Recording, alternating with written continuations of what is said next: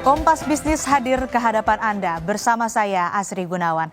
Saudara, mengawali Kompas Bisnis hari ini saya ingin mengucapkan selamat datang di skuad Garuda untuk Patrick Kluivert yang kemarin sudah resmi ditetapkan oleh PSSI sebagai pelatih timnas.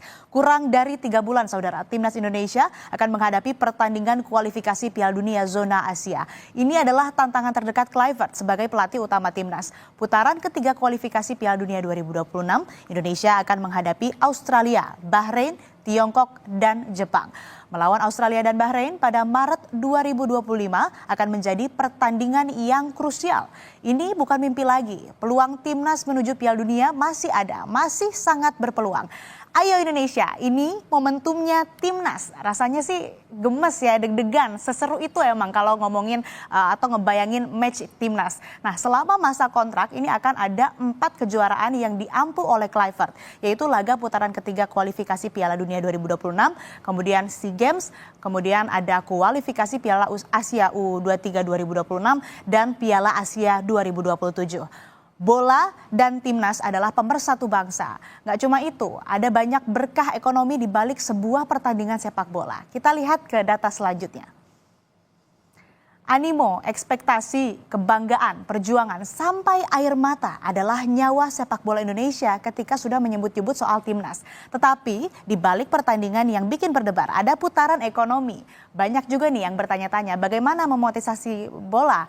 Kompas Bisnis ambil salah satu contoh data penelitian LPEM Universitas Indonesia yang mengacu pada FIFA Matchday antara Indonesia dan Argentina.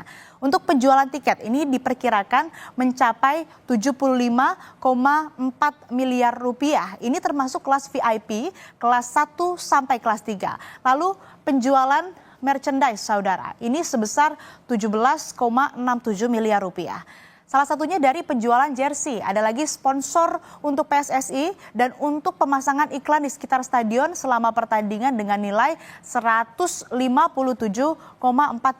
miliar rupiah. Ini tidak termasuk hak siar dan iklan di TV sampai dengan 28 miliar rupiah saudara. Apa yang terjadi saat Indonesia melawan Argentina? Kita akan lihat ke data selanjutnya. Sebuah pertandingan bola timnas ini akan menjadi magnet antusiasme masyarakat Indonesia. Dampaknya nggak kecil. Kami masih pakai data LPM UI. Penciptaan output saat melawan Argentina itu totalnya 965 miliar rupiah. Penciptaan terhadap PDB-nya adalah 495 miliar rupiah. Kemudian pendapatan rumah tangga ini mencapai 188 miliar rupiah. Kemudian pajak tidak langsung yang diperoleh ataupun ini sumbangan pajak tidak langsung yang diperoleh ini tidak ataupun juga mencapai 28 miliar rupiah. Bukan cuma itu saudara, bola juga menciptakan lapangan pekerjaan. Saat itu 5.719 orang terlibat atau memiliki penghasilan. Ini baru pertandingan persahabatan. Bagaimana kalau ini adalah sebuah pertandingan untuk mengejar posisi tertentu? Antusiasmenya pasti tidak akan kalah besar. Lalu siapa Kluivert? Berapa penghasilannya? Kita lihat data berikutnya. Selama ini saudara, PSSI selalu menutup rapat rincian besaran gaji pelatihnya. Shin Tae-yong pun tidak ada data terbuka yang menyatakan berapa gajinya. Hanya ada hitung-hitungan estimasi. Yang pasti Kluivert ini dikontak oleh PSSI atau dikontrak oleh PSSI sejak tahun 2025 sampai tahun 2027. Sebelumnya saudara, pelatih kepala Adana Demirspor ini yang masa kontraknya dari 1 Juli sampai dengan 1 Juli 2023 sampai dengan 4 Desember 2023. Kemudian juga ada pelatih interim Karakau dari tanggal 14 Mei 2021 sampai dengan 31 Oktober 2021. Kalau CV lumayan singkat-singkat ya masa kerja Kluivert ini, tapi kan Erick Thohir ini bilang kasih kesempatan dulu. Tetapi apakah menjadi sebuah kultur di Indonesia membicarakan gaji adalah hal yang tabu? Berbeda dengan di Eropa yang terbuka. Nanti kita akan tanya pelatih, lalu siapa pemain Indonesia yang memiliki nilai pasar tertinggi? Kita lihat lagi data berikutnya saudara. Apa yang membuat seorang pemain atau pelatih memiliki nilai pasar yang mahal?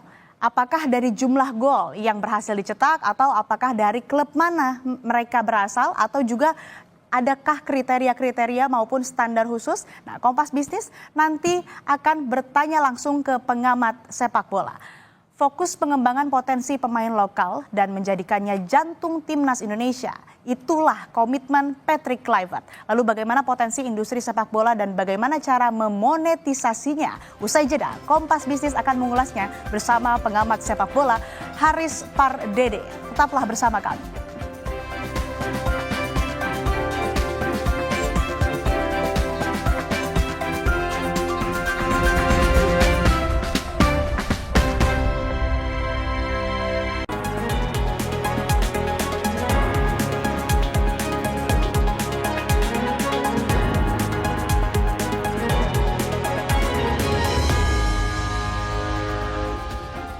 Kembali di Kompas Bisnis, saudara. Pelatih baru timnas, Patrick Kluivert menyebut fans timnas Indonesia sangat bergairah dan penuh semangat. Menurut Patrick, pendukung timnas memiliki semangat yang ekstra yang tak pernah ia temui sepanjang pengalamannya sebagai pemain dan pelatih. Dia berharap supporter terus berada di belakang timnas. Indonesian fans, but they showed me already they have an extra passion. I played in a lot of countries and I saw a lot of passionate fans, but Indonesian fans are, an extra spice, I think, and it's good. And the players know this as well. They play for their country, so the most important thing is that all the fans are standing behind the team, what they do. Okay. And we will manage the rest. Patrick Kluivert bilang akan memberi kesempatan pemain-pemain lokal berkualitas untuk masuk timnas. Menurut Kluivert, pemain lokal sama pentingnya dengan pemain diaspora yang banyak bermain di luar negeri. Because I think the local players are the heart of Indonesia. And the other players are, of course, super important. But I think we need to focus very good on the local players and check the quality of the local players. Because I think that is hyper important to implement those players as well, because you want to have also the heart of Indonesia in the team.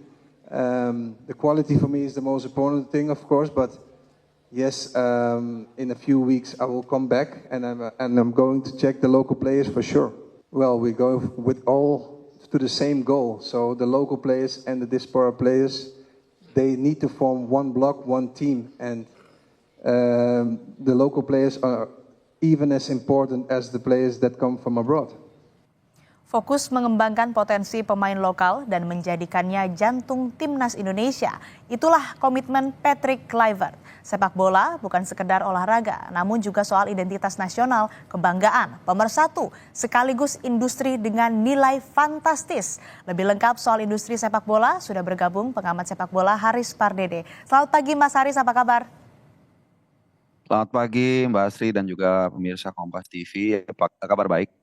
Mas Haris, ini kan Patrick Kluivert bilang akan memaksimalkan pemain lokal. Menurut Anda, bagaimana cara Kluivert ini memaksimalkan pemain lokal sehingga harganya ataupun juga harga pasarnya ini naik? Ya, kalau kita mau bicara secara teknikal ya, sebenarnya pernyataan ini agak sedikit kontradiktif ya. Karena sebenarnya Patrick Kluivert ini kan dihadirkan di tim nasional kita untuk mengakomodir ya backbone tim nasional kita yang banyak dihuni oleh para pemain diaspora atau pemain keturunan Belanda.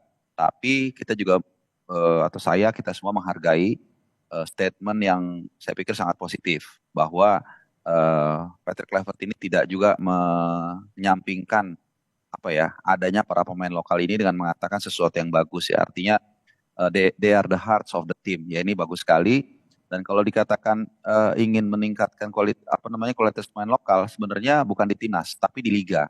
Karena di liga inilah semua, bahkan di grassroots ya, dari mulai SSB, kemudian tim nasional kelas usia dan seterusnya. Jadi dari sinilah baru nanti akan tercipta para pemain yang bukan hanya punya kualitas secara teknikal, tapi juga secara attitude dan bahkan bisa punya nilai komersial. Dan itulah yang sebenarnya sudah terjadi saat ini. Ya, kita lihat bagaimana salah seorang pemain begitu dia masuk ke tim nasional itu nilai marketnya langsung melambung tinggi, melambung dalam arti secara nilai buku maupun juga secara komersial, ya langsung main iklan dan lain-lain. Jadi saya pikir ada sedikit disparitas dari pernyataan Kluivert tersebut, tapi saya menghargai karena dia ingin menciptakan suatu kondisivitas yang bagus ketika dia masuk ke tim nasional. Meskipun memang yang disampaikan oleh PSSI, Kluivert ini ditugaskan untuk kemudian menaturalisasi begitu ya, ataupun juga mencari diaspora begitu untuk nantinya bisa bergabung dengan skuad Garuda. Tapi kan di sisi lain tadi juga seperti yang disebutkan, Kluivert juga bilang ingin meningkatkan atau menemukan bakat-bakat begitu ya, potensial di pemain timnas. Nah, kira-kira ini seperti apa cara Kluivert ini akan menemukan bakat-bakat potensial di timnas, dan juga terkait dengan pemain ini sebetulnya seperti apa sih cara menentukan harga dari seorang pemain, berapa kemudian harga pasaran pemain yang berada di puncak karir, Mas Haris? Oke, ya ini satu pertanyaan dua jawaban ya. Yang pertama soal tadi mencari bakat-bakat pemain muda lah seperti itu sebenarnya bukan tugas dari pelatih kepala. Pelatih kepala itu hanya di tataran teknis, meracik strategi, kemudian juga taktik, dan juga memapping lawan. Itu kalau tugas pelatih kepala. Tapi kalau tugas untuk bagaimana mengembangkan pemain muda, meningkatkan animo, itu adalah tugas federasi, tugas juga bahkan Kemenpora yang menangani masalah olahraga amatir itu. Dan kalau lebih spesifik, kalau kita bicara di tubuh pelatihan atau federasi, itu maka yang bertanggung jawab sebenarnya direktur teknik. Itu mengapa kalau kita sedikit ke belakang, kan sempat nama Louis van Gaal itu mencuat untuk menjadi atau mengisi posisi direktur teknik. Cuman atau di luar negeri biasanya sporting director. Cuman karena memang usia beliau sudah menginjak 73, kemudian dia juga baru saja menjalani operasi, jadi tidak memungkinkan. Karena apa? Karena dia harus muter-muter ke Indonesia untuk melihat juga gaya bermain sepak bola misalnya di Sumatera itu berbeda dengan di Jawa berbeda dengan di Kalimantan, dan seterusnya sampai ke Papua. Jadi tugasnya di situ, bagaimana untuk mencari bibit-bibit pemain muda. Nah, tapi kalau tadi jawaban yang kedua dari pertanyaan Mbak Asri, soal nilai dari para pemain itu yang saya katakan tadi, untuk mengukurnya itu memang absurd ya, karena banyak intangible yang ada unsur di dalam pemain tersebut. Misalnya contoh, saya masih ingat mungkin 20 tahun lalu ya, kurang lebih 2 dekade lalu, ketika David Beckham itu mau pindah ke Real Madrid. Itu yang diributkan bukan masalah teknikal, tapi masalah soal rights. Nanti kalau ada penjualan ini bagaimana, 50-50 atau apa itu. Jadi apa? Pemain bola itu yang diukur bukan hanya soal teknikal, bukan soal dia banyak berapa gol. Itu core-nya iya. Tapi juga nilai komersial ini juga penting gitu. Jadi kadang-kadang sorry to say, ada pemain yang mungkin secara achievement di lapangan biasa-biasa saja, tapi kalau dia mungkin istilahnya sweetheart nation, orang suka, akhirnya banyak iklan yang datang, ya nilainya tinggi juga gitu. Jadi memang ini beriringan, cuman pada umumnya itu kan kasuistis ya. Tapi pada umumnya biasanya prestasi dia di lapangan itu akan beriringan juga dengan nilai komersial dia di katakanlah untuk endorse dan lain-lain. Artinya kan popularitas ini berpengaruh terhadap nilai seorang pemain, dan juga tadi kalau disebutkan cara menentukannya ini kadang absurd begitu ya, kalau kata Mas Haris, tidak selalu sama, tidak ada parameter yang pastinya begitu. Nah itu kalau soal pemain, kita beralih bicara soal pelatih. Bagaimana menentukan harga ataupun juga nilai seorang pelatih, dan bagaimana rekrutmennya? Apakah dilihat dari terakhir ia bermain ataupun klub mana yang terakhir ia latih begitu? Iya, sebenarnya nggak berbeda jauh ya. Jadi apa yang ada di sepak bola ini orang mungkin suka mendisparitaskan gitu ya. Sebenarnya sama aja di dunia kerja. Orang kalau di dunia kerja kan yang dilihat pasti kan backgroundnya, asal negaranya juga kadang-kadang berpengaruh. Ada inferioritas juga. Kalau pelatih asing ini cenderung bagus. Kemudian kedua juga sebelumnya dia ngelatih di mana. Sama aja di dunia kerja. Sebelumnya dia bekerja di perusahaan mana? Oh perusahaan ini, kita udah langsung bisa memapping seperti apa kira-kira kualitasnya. Jadi nggak berbeda jauh. Kemudian juga achievement sama juga kan. Dia di perusahaan sebelumnya sukses membuat ini membuat itu. Nah pelatih juga sama. Sebelum ini dia apa? Contoh, saya ajak kita untuk melihat contoh yang paling simpel aja. Sintayong ketika dia hadir di Indonesia tahun 2019 itu kan pesonanya adalah dia pernah membawa Korea Selatan mengalahkan Jerman di Piala Dunia. Sama juga seperti itu. Nah, itulah yang kadang-kadang membuat value satu pelatih itu meningkat. Dan kedua tentunya tadi itu achievement. Apakah dia memberikan sesuatu bagi negaranya, memberikan trofi bagi negaranya, itu juga menjadi pertimbangan. That's why kalau kita sedikit bicara pelatih baru kita, karena kita kan harus move on. Patrick Hmm. Kluivert ini secara CV sebenarnya kurang mentereng sebagai Hmm. pelatih, sebagai pemain luar biasa. Ini yang usianya sudah mulai agak-agak middle pasti tahu ya bagaimana dia begitu berjaya di Ajax dan lain-lain. Tapi Hmm. sebagai pelatih memang dia kurang mentereng. Ya beberapa kali dia melatih kurang sukses. Curaçao dia hanya mungkin nggak sampai setahun dan lain-lain. That's why menurut informasi gajinya dia ini di bawahnya Sintayong. Sintayong. Hmm. Ya walaupun walaupun itu tadi yang bridging di awal Mbak Asri mengatakan di Indonesia itu terutama agak absurd membicara dapur atau apa namanya dapur orang gitu, Hmm. apalagi dapur federasi. Tapi dari informasi yang saya dengar kalau antara sama atau lebih rendah.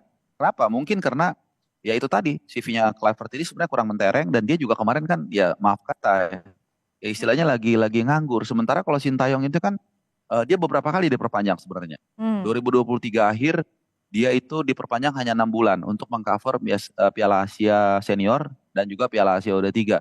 Tapi begitu dia achieve, kemudian dia membawa Indonesia ke round 3, itu daya taruhnya langsung besar. That's why kalau yang ngikutin bola itu tahu bagaimana kontrak dia itu hanya ditandatangani 3 hari sebelum habis. Kenapa? Karena negosiasinya lama. Kenapa? Karena ya maaf ya, Sintayong juga punya bargaining position. Saya kasih Anda loh, achievement A, B, C. Harganya naik. Jadi itu tadi, cuman kembali lagi memang dapur ini jarang dibuka oleh federasi. Bahkan FIFA pun terkenal sangat rahasia kalau berbicara soal dapur keuangan mereka. Menarik tadi Mas Haris menyebutkan bahwa memang secara CV kan memang Kluivert ini tidak begitu mentereng. Tapi apakah dampaknya kehadiran Kluivert terhadap industri bola di Indonesia ini baik atau seperti apa? Mesti diakui saat ini Pak Erick Thohir lah yang salah satu yang paling membawa perubahan signifikan ya di sepak bola kita. Jadi kalau kita lihat mulai dari beliau itu mengisi tampuk kepemimpinan akhir 2022 kalau saya nggak salah setelah tragedi Kanjuruhan kan banyak ya terobosan-terobosan yang beliau lakukan. Kemudian akhirnya kita bisa mendatangkan Argentina itu adalah sebuah milestone yang sangat luar biasa ya. Saya masih ingat itu bulan Juni tahun 2023 dan setelah itu kemudian ada akselerasi. Jadi sebenarnya core-nya di sini. Tapi ini adalah pendekatan top bottom, ya pendekatan populis. Jadi siapapun pelatihnya, menurut saya saat ini itu tidak terlalu berpengaruh. Pada akhirnya adalah bagaimana tim ini bisa melaju sejauh mungkin dan menghadirkan harapan bagi rakyat Indonesia di tengah segala macam katakanlah himpitan hidup. Jadi kalau ini terus bisa digelorakan, popularitasnya bisa naik, otomatis itu duit akan mengalir. Ya kita lihat misalnya contoh tiket pertandingan dari mulai begitu masuk ke kualifikasi round 3 itu sudah naik. Bahkan 2 pertandingan terakhir Jepang lawan Australia itu dinaikin lagi sedikit. Tapi apa ya yang terjadi? Kita lihat tetap full house. Jadi kuncinya di sini. Kalau kita berprestasi, kalau itu bisa menghadirkan mimpi, apalagi kalau kita tembus ke Piala Dunia, wah ini market value-nya luar biasa. Jadi terlepas dari siapapun pelatih yang mengisi membesut tim nasional kita. Artinya nanti performa dari timnas di bawah pelatih yang baru juga ini ada dampaknya ya terhadap industri sepak bola khususnya di dalam negeri begitu ya Mas Haris. Nah kita akan beralih soal penyelenggaraan sebuah pertandingan sepak bola. Bagaimana nih menentukan value dari sebuah pertandingan? Apa aja sih yang bisa dimonetisasi Mas Haris? Tadi sebenarnya juga teman-teman redaksi di Kompas TV juga sudah menyajikan secara lengkap ya. Tadi saya mencoba untuk mencari celahnya hampir nggak ada tadi. Semua disajikan dengan baik, bahkan juga multiplier efeknya juga disajikan di sana. Jadi ya tadi sudah dipaparkan ya bagaimana misalnya dari tiket pertandingan, kemudian dari e-board di pinggir lapangan, dari sponsorship secara personal ke tim nasional langsung, belum lagi tadi saya nggak tahu udah sebut hak siar atau belum, penyediaan booth dan lain-lain, dan merchandise. Nah, merchandise ini saya mau sedikit cerita aja dari pengalaman saya, karena saya kebetulan fans Arsenal yang baru dikalahkan MU semalam. Jadi kalau misalnya kita nonton di Emirates Stadium, di Arsenal itu, kalau habis pertandingan, itu saya berapa kali kan nonton ya. Jadi kalau habis main, kalau menang, itu biasanya armory itu penuh, rame. Jadi engagement orang, excitement orang untuk membeli merchandise itu tinggi. Tapi begitu kita atau kalah timnya itu pasti less excitement untuk membeli merchandise. Jadi memang banyak sekali unsur-unsur, belum lagi kalau kita itu multiplier efeknya ya, tapi kan itu sangat technical. Ini sangat luar biasa. Jadi intinya semakin jauh tim nasional ini melangkah, semakin tinggi kompetitiveness yang ada, itu tentunya value-nya semakin tinggi. Baik. Baik, dengan dampak besar yang dibawa oleh performa dari timnas nantinya terhadap perkembangan industri sepak bola khususnya di dalam negeri, ini tentu kita harus mendukung dengan maksimal. Kita tunggu bagaimana performa mereka khususnya yang terdekat nanti babak kualifikasi Piala Dunia 2026 yang terdekat pada bulan Maret. Terima kasih Mas Haris Pardede, pengamat sepak bola telah bergabung bersama kami di Kompas Bisnis. Sehat selalu.